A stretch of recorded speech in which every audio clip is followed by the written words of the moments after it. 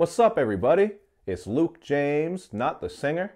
If you're looking to get your music reviewed, you can hit up this email that's right here. But today, you are tuned into another episode of The Rundown, where I give you some very brief and casual opinions on albums that I didn't review. So I have been sitting on this episode for a while because of the holidays, losing power, doing my year-end lists and all kinds of bullshit. So let's just jump right into it, starting with Perico's album To The Left.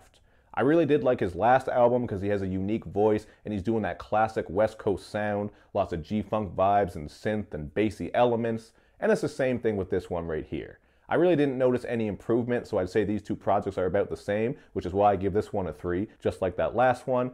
I'm just hoping that next time around, maybe he can work with some new producers and some West Coast legends. I'd love to see him get on some production by Dr. Dre and DJ Quick, and maybe work with some guys like Corrupt and Exhibit. Just throwing that out there. I think he has a lot of potential, has a very unique sound, but as far as his content and beats go, there isn't really anything that's setting him apart. So I think maybe working with some other artists like that could really help expand his style.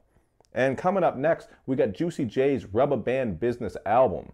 This one is really just par for the course. You know what you're going to get from Juicy J. Lots of braggy bars, bars about women and drugs, just some banging ass shit. And that's exactly what this one is. I don't think he's really doing anything that's too interesting here, but there were a couple of tracks that I liked.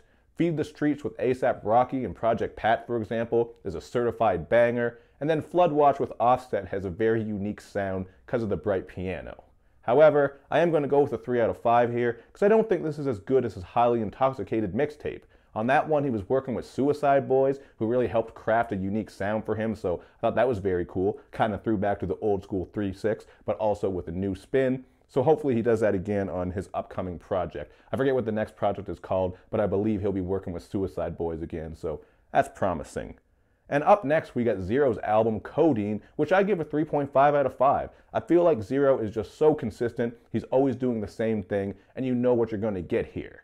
Now, when other artists do the same thing all the time, it really does get old. But with Zero, it doesn't bother me as much because, first of all, I'm a big fan, and he's also very versatile. He raps, he sings, he does bangers, he does smooth tracks. His hooks are just impeccable. Like, he always has top-tier hooks. So, you know what? I just like to show love to Zero for being such a consistent artist over like 20 years or whatever it is. If you're a fan of him, you're gonna like this. I still think Drinking and Driving is his best work in years, but this is another nice addition to his discography, man. Smooth beats, bars about haters, trouble with women, you know, enemies, a lack of trust. Same thing you always get from Zero, and it's still working.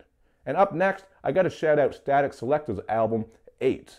This is the same as what he normally does. I feel like I'm saying that a lot this review, but hey man, it is what it is. There weren't a lot of chances taken with a lot of these projects I'm talking about. This one, you're still getting a lot of jazzy hip-hop samples from him. I actually thought the production was a bit lighter than some of his past projects. And of course, you were getting all kinds of bar fest, man, from people like Royce da 5'9", Raekwon, Joyner, Lucas. You also got this really dope nostalgic Locks track on there, which I think stole the show. So I'm going to give this a 3.5 out of 5, man. It really is just some good old-fashioned hip-hop with quality sampled beats and dope bars. I would say his last two projects were a bit better, though. And up next, we got G-Eazy's The Beautiful and the Damned. This shit right here is just so long and draggy. I believe it's around 75 minutes, and G-Eazy just isn't interesting enough to hold my attention for that long.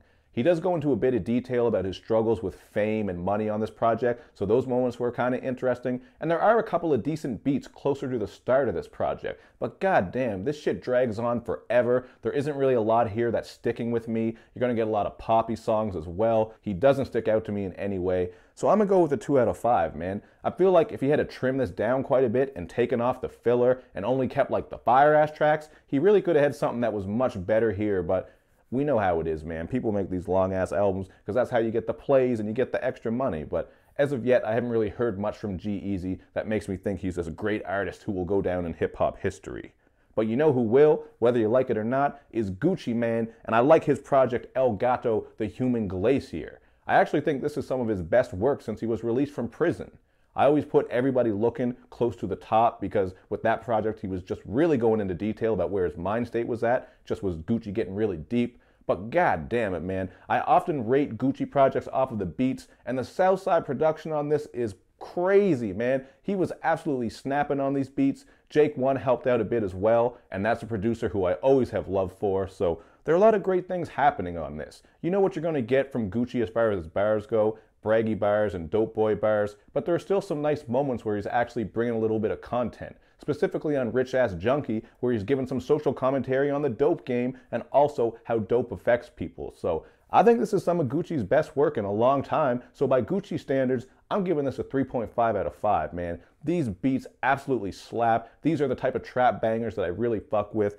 And Gucci just sounded interested on this project. Sometimes it sounds like he's just half-assing the shit and he's kind of lazy. Well, I can't really say lazy because he puts out so much music, but I think you know what I mean. He just sounds more lively on this project and it shows. So that's what I think about those projects, man. I know this was kind of quick, but I've been sitting on this shit for like months now. At least it feels like months. I don't know. My sense of time is just gone because life has been so crazy lately. But I wanted to get this done, so there you go. You got it. Let me know what you think of these projects if you checked them. And hey, let me know what you think of some other projects that you may have checked because I know there's lots of stuff going on.